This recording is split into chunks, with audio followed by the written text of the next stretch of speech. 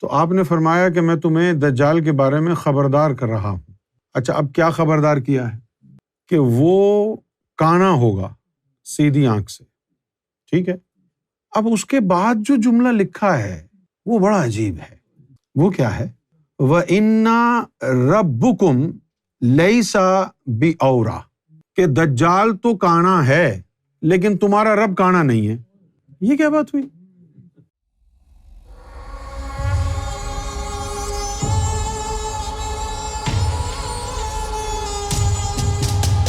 انس بن مالک رضی اللہ تعالی عنہ سے روایت ہے کہ رسول اللہ صلی اللہ علیہ وسلم نے فرمایا، میں تمہیں دجال کے فتنے سے ڈراتا ہوں، بلا شبہ وہ دائیں آنکھ سے کانا ہوگا اور بے شک تمہارا رب کانا نہیں ہے۔ اب اس حدیث کے الفاظ کو اگر آپ غور سے پڑھیں تو ایک اس میں سے نقطہ برآمد ہوگا۔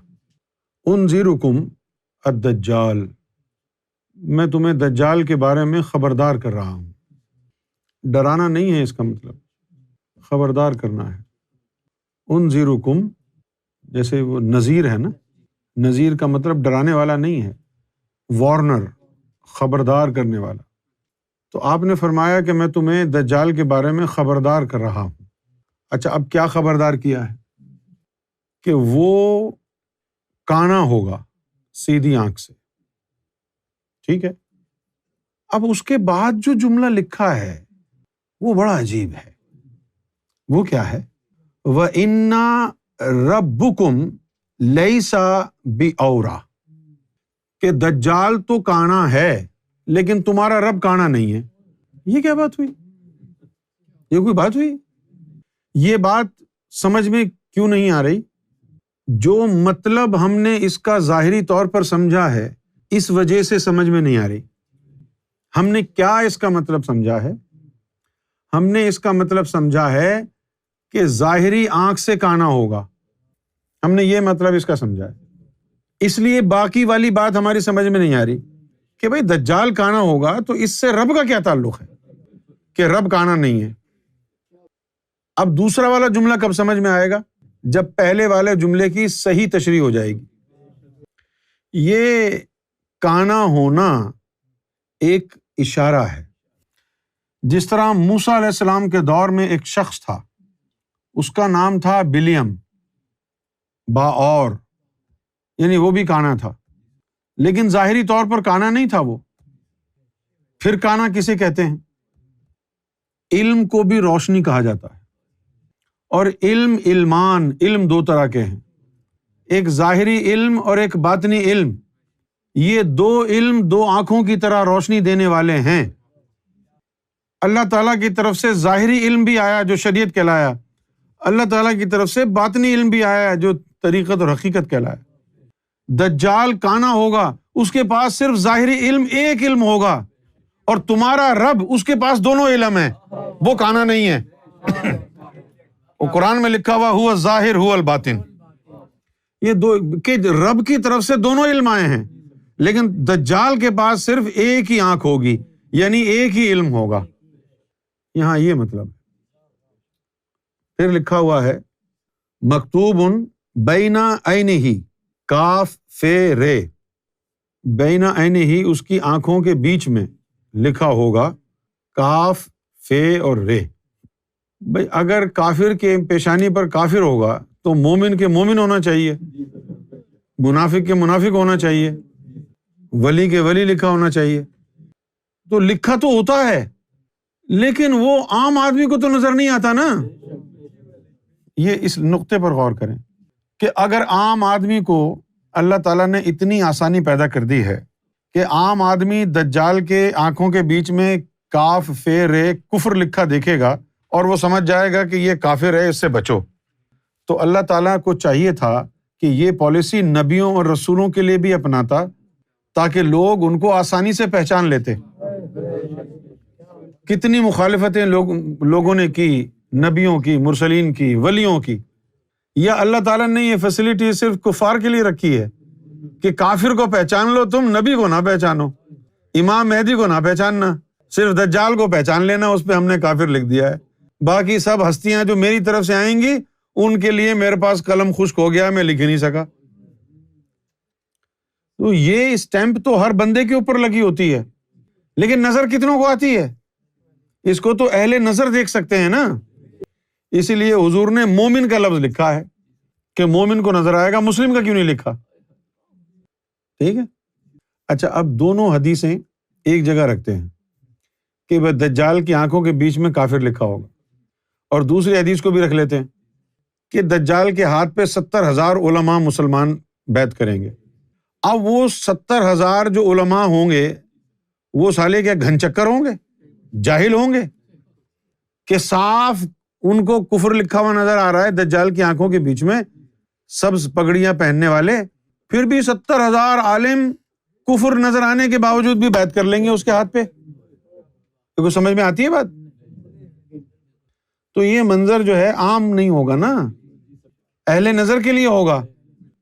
جیسا کہ یہ بھی کہا جاتا ہے کہ امام مہدی علیہ الصلوۃ والسلام کے ساتھ ساتھ بادل سایہ کرتا ہوا چلے گا۔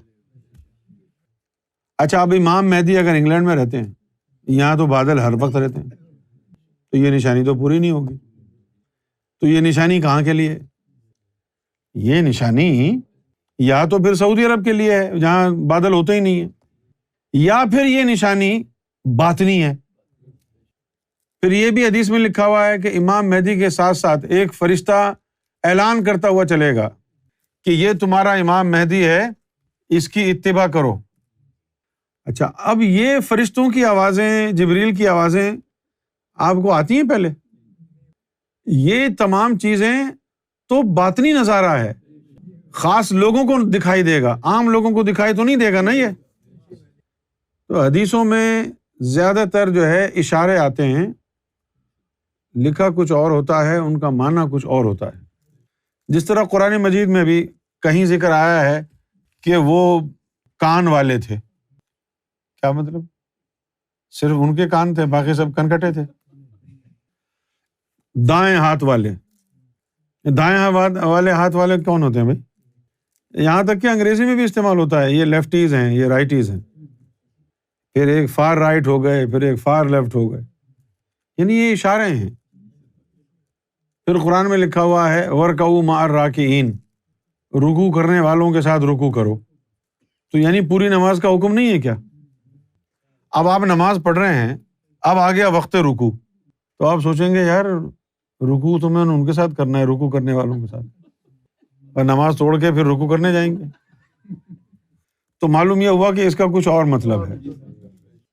وَارْكَعُوا مَعَ الرَّاكِعِينَ، وَارْكَعُوا مَعَ الرَّاكِعِينَ کا مطلب کیا ہوتا ہے کہ ایک خاص ملائکہ کا گروہ ہے جو ہر وقت رکوع میں رہتا ہے، جب تیرا مقام وہاں تک پہنچ جائے تو تیری ہر نماز ان کے ساتھ ہوگی۔ یہ ہے وَارْكَعُوا مَعَ الرَّاكِعِينَ کا مطلب۔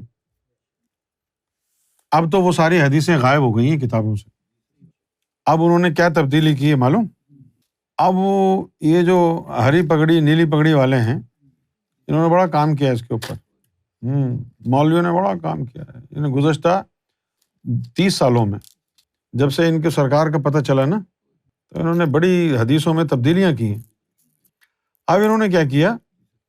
اب انہوں نے یہ روایتوں میں یہ ڈال دیا ہے کہ دجال یہودیوں میں سے ہوگا، مسلمانوں میں سے تھوڑی ہوگا۔ اچھا، اب مولوی کے پاس عقل کہاں ہوتی ہے؟ حدیثوں میں آیا ہوا ہے، اب میں بتا رہا ہوں نا، اب یہ حدیث بھی چینج کر دیں گے۔ حدیثوں میں آیا ہوا ہے کہ ہر امت کا ایک دجال ہے۔ اب بتاؤ، ہر امت میں ایک دجال آیا ہے، تو اب تم کیسے کہہ دو گے یہ یہودیوں کا دجال ہے؟ تو یہودیوں کا دجال تمہارے پاس کیسے آ گیا؟ تو چلو اگر آ گیا ہے، اسرائیل سے بات کرو کہ بھائی ہمارا دجال ہم کو دو، تم اپنا دجال واپس لے لو۔ اب یہ یہی کہنے لگے ہیں کہ وہ دجال جو ہے یہودیوں میں سے ہوگا، لیکن اللہ کے رسول نے تو فرمایا کہ ہر امت میں دجال آیا ہے، تو آپ یہ کیسے کہہ سکتے ہیں کہ دجال یہودیوں میں سے ہوگا؟ جب ہر امت میں دجال آیا ہے تو ہر جگہ دجال آیا ہے، تو ہماری قوم میں بھی دجال کو آنا ہے۔ آپ اس سے پیچھے کیسے چھڑا سکتے ہیں؟ اسے پیچھے تو نہیں چھڑا سکتے آپ۔ جس طرح غوث ایک مقام اور مرتبہ ہے، پھر چھوٹے چھوٹے ولی ہوتے ہیں، اسی طرح ہر امت میں 100 دجال آئے ہیں اور ایک بڑا دجال ہوتا ہے۔ تو ہماری امت میں بھی یک کے بعد دیگرے دجال آتے رہے ہیں، لیکن ایک ہوگا چیمپئن دجال، وہ مہا دجال ہوگا، سب سے بڑا دجال، اور وہ دجال جو ہے اس کا ٹاکرا ہوگا امام مہدی علیہ السلام کے ساتھ۔ امام مہدی تو کچھ نہیں کریں گے، عیسیٰ علیہ الصلوۃ والسلام امام مہدی کی فوج کے سپہ سالار ہوں گے، اور عیسیٰ علیہ السلام اس سے جنگ کریں گے۔ اور وہ جو دجال ہوگا، وہ دجال بظاہر مسلمان ہوگا، شریعت پر کاربند ہوگا، اور شریعت پر اتنا کاربند ہوگا کہ کوئی مولوی اتنا شریعت پر کاربند ہو نہیں سکتا، تبھی تو اس کے ہاتھ پہ بیعت کریں گے، اتنا زیادہ کٹر ہوگا شریعت کا وہ، اس لیے تو مولوی اس کے آگے جھک جائیں گے۔ یہ دجال کے ساتھی ہیں، کون؟ جنہوں نے امام مہدی علیہ الصلوۃ والسلام کے ساتھ براہ راست دشمنی کی، مخالفت کی، جیسا کہ دعوت اسلامی والے۔ آپ ان کی گفتگو سنیں، ان کی حرکتیں دیکھیں، ان کا ڈھونگ دیکھیں، ڈھونگ۔ وہ دجال نہیں ہے کہ جو بندہ قرآن کو جھٹلا دے۔ قرآن مجید میں لکھا ہوا ہے یار، وَلَا تُطِعْ مَنْ أَغْفَلْنَا قَلْبَهُ عَنْ ذِكْرِنَا، اور وہ بندہ کہتا ہے مولانا الیاس قادری صاحب کہ کوئی ذکر وکر نہیں ہوتا، کوئی ذکر قلب نہیں ہوتا، سب جھوٹ ہے، تو قرآن جھوٹ بول رہا ہے۔ اس کے بعد بھی آپ لوگ ہیں مانتے ہیں، کیونکہ ایمان ہی نہیں رہا، ختم ہو گیا ایمان۔ ایک حدیث شریف میں آیا ہے کہ امام مہدی خانہ کعبہ کا خزانہ تقسیم کریں گے۔ وہ خانہ کعبہ کا خزانہ حضور پاک نے کیوں نہیں بانٹا؟ وہ خانہ کعبہ میں کو دنیاوی خزانہ بھرا ہوا ہے، خانہ کعبہ کا خزانہ کیا ہے؟ یہ دل کی دولت، یہ ذکر قلب، اس کو خانہ کعبہ کا خزانہ، ٹریجر کہا گیا ہے، کیونکہ جب دل میں اللہ کا ذکر آ جائے تو یہ کعبے سے افضل ہو جاتا ہے۔ اب جو خانہ کعبہ کے رکھوالے ہیں، دو چیزیں ان کو پتہ چل گئی حدیثوں سے۔ کیا؟ ایران نے اچھالا بھی نا ان کو تپانے کے لیے، ان کو یہ دو چیزیں، ان کو یہ خطرہ لاحق ہو گیا ان دو چیزوں سے۔ ایک کیا کہ امام مہدی خانہ کعبہ کا خزانہ لوگوں کو بانٹ دیں گے، غریبوں کو، اور دوسرا ان کو پتہ چلا کہ وہ ان سے ان کی سلطنت چھین لیں گے۔ اس لیے پھر انہوں نے کہا کہ بھائی ہم امام مہدی کو چھوڑیں گے نہیں، وہ پکڑ میں آئیں گے امام مہدی تو نہیں چھوڑو گے نا تم۔